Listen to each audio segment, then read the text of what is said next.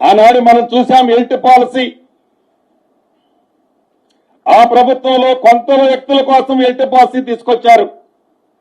ఈనాడు ఈ ప్రభుత్వం అన్ని అంశాలతో పాటు ఎల్టీ పాలసీని కూడా ప్రతి ఒక్కరికి సరి న్యాయం ఉండే విధంగా ఒక బ్రాడ్ మైండ్ తో ఈ హైదరాబాద్ పట్టణంలో ఎల్టీ పాలసీని తీసుకురావడం జరిగింది.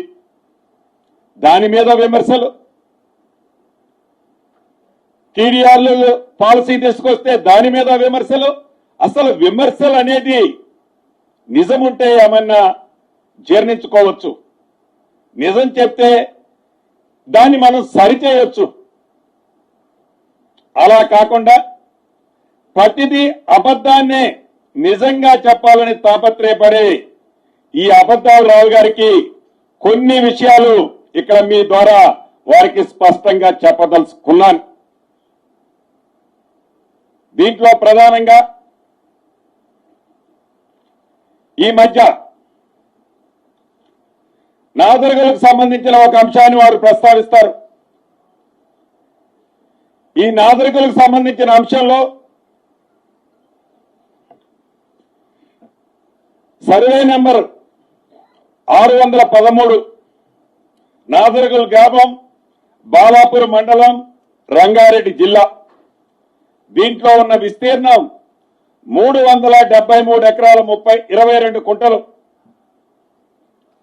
ఇది ప్రైవేటు భూమిగా కొన్ని సందర్భాల్లో 2004 నుంచి గవర్నమెంట్ భూమిగా రకరకాలుగా అనేక కోట్లలో, అంత డీటెయిల్ గా పోవడానికి చాలా మీకు డీటెయిల్స్ ఇస్తాను, రకరకాలుగా అనేక కోట్లలో దీన్ని కొట్లాడటం జరిగింది.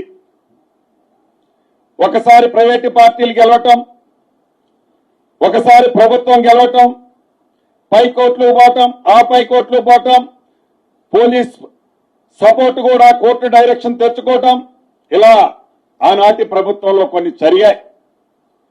దీంట్లో మీడియా మిత్రులు, రాష్ట్రంలో ఉండే ప్రజానికం, టీవీలు చూస్తున్న అబద్ధాలు రావు గారు వారు కూడా గమనించాల్సింది ఉంది.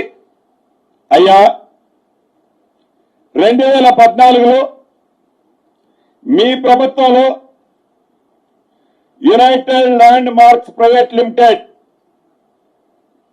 Alpha estate housing limited private limited,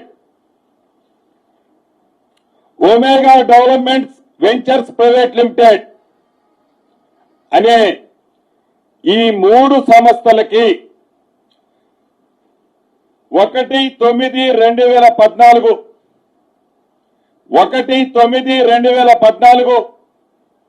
ఆనాడు మీ ప్రభుత్వం ఉంది. మీ ప్రభుత్వంలోనే ఈ నాదర్గుల్ గ్రామంలోని ఈ 613 సర్వే నెంబర్లో రిజిస్ట్రేషన్ చేసింది మీరు కాదా? ఈ భూమిని రిజిస్ట్రేషన్ చేసింది మీరు కాదా? ఈ రిజిస్ట్రేషన్ చేసిన డాక్యుమెంట్లని 2016 సెప్టెంబర్ 24/9/2016 నాడు మ్యుటేషన్ చేసింది మీ ప్రభుత్వంలో కాదా? ఆనాడు 2014లో కానీ 2016లో కానీ ప్రభుత్వం ఎవరున్నారు, అధికారంలో ఎవరున్నారండి అబద్ధాలు రావు గారు? ఇందాక చెప్పిన 3 కంపెనీలకి